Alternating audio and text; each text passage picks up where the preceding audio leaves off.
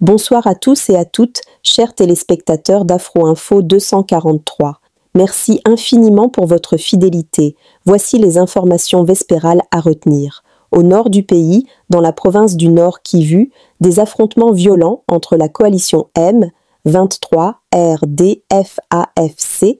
et les Wazalendo se poursuivent dans plusieurs villages du groupement de Bukombo en territoire de Rutshuru. Les combats se concentrent notamment dans les villages de Machango, Kanyatsi et Kibwe, provoquant la fuite progressive des habitants vers Bukombo Centre et d'autres villages voisins. Dans le sud du pays, en province du Sud Kivu, des affrontements violents entre la coalition M23 RDFAFC et les Wazalendo font rage à Nyangezi. Les combats se concentrent à Mulende, sur la colline Muono, surplombant l'ISTM Nyangezi. Les affrontements sont en cours. Au nord Kivu, plus de 35 militaires de la coalition M23 RDFAFC ont été enterrés dans une fosse commune à Kibati. Les frappes des Wazalendo ont fait des centaines de morts du côté ennemi. Selon les sources sur place, plus de 85 corps de militaires rwandais ont été enterrés dans différentes fosses communes et les corps des officiers ont été transférés vers le Rwanda. Les embuscades dans le territoire de Masisi continuent d'enterrer les agresseurs. 2 camions transportant des militaires rwandais pour renforcer leurs troupes dans le territoire de Walikale ont été attaqués dans une embuscade tendue par les Wazalendo à Birihi et Ndeko dans le territoire de Masisi sans survivants. Ils ont été enterrés par leurs frères dans les fosses communes. L'armée rwandaise RDF, inconsolable, prend la route du Sud Kivu pour essayer de se positionner à nouveau dans la localité de Nyangezi, en province du Sud Kivu, en République démocratique du Congo. Ils ont quitté le Rwanda le 11 octobre 2025 en partant de Kibuye et sont arrivés à Bukavu, RDC, par bateau le 12 octobre, traversant le lac Kivu via Idjwi. Le 13 octobre, ils sont dispatchés vers Nyangezi et d'autres vers Kavumu. Dépassés, traversant un moment crucial, certains militaires rwandais disent qu'ils sont forcés par le gouvernement rwandais d'aller en RDC. Les Wazalendo ont bien saisi cette information et sont déjà à Nyangezi. Elingi koloba mboka ezali menacé na baini bisika nyonso. Mais est des places bitumba ezali makasi.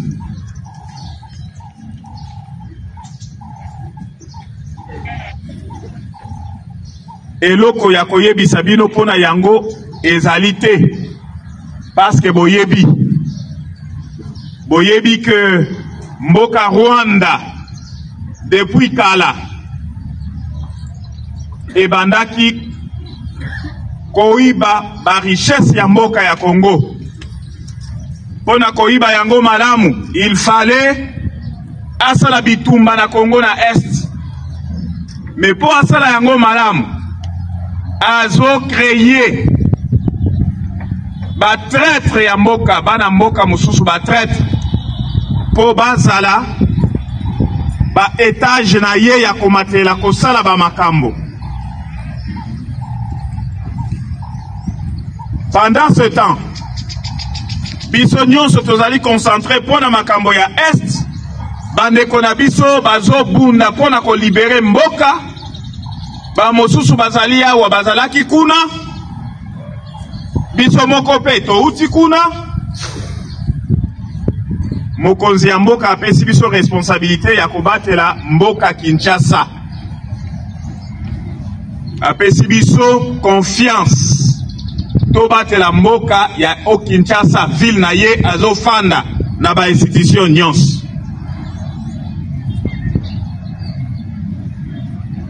Eloko ya liboso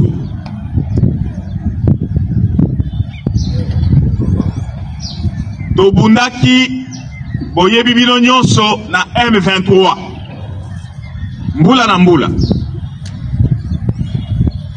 bandeko na biso ebele bakufaki mpona bitumba wana. Me tokotanga kaka mibale oyo biso nyonso toyebi. Mamadou Ndala boyebi ye akufaki na bitumba wana na Beni. Général Baouma boyebi ye akufaki. Nasuka awa toye ko perdre général Tirumwami.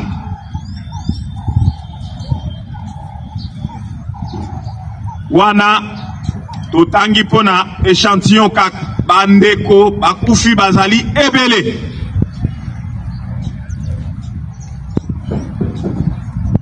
Yo na ngai tobandaki kotinda matokende kobundisa M23.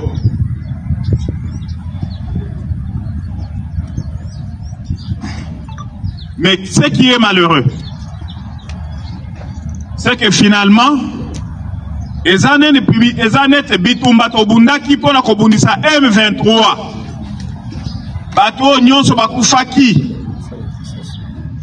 na tango ya kala, ya bakonzi ya kala, bakufaki pamba.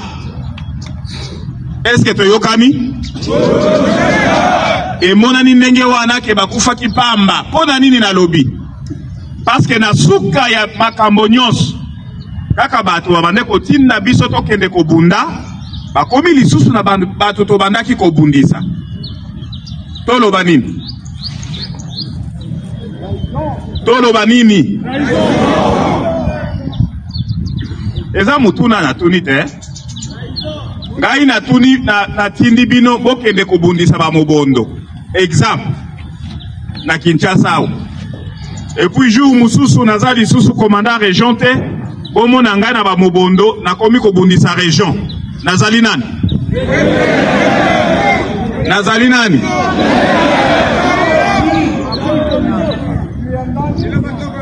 Ezali pasi. Mais ce qui est vrai, c'est que mboka ezali mboka na biso. C'est ici na lancé appel pathétique na bandeko na biso bazali na est bazo bundela mboka ezala forces armées ezala bandeko na biso ya ba VDP babengi bango bazalendo ezala population moment yango oyo to telema comme un seul homme to défendre mboka oyo bakoko na biso bakufelaki. Tozali na bino elongo ata soki bozali musika mutu na mutu place azali akufela mboka.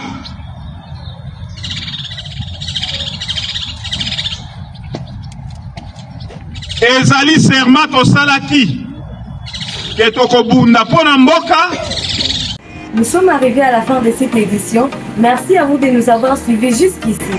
Si vous avez apprécié ces contenus, n'oubliez pas de vous abonner à notre chaîne, d'activer la cloche de notification pour ne rien manquer de nos prochaines vidéos. Likez et partagez cette vidéo.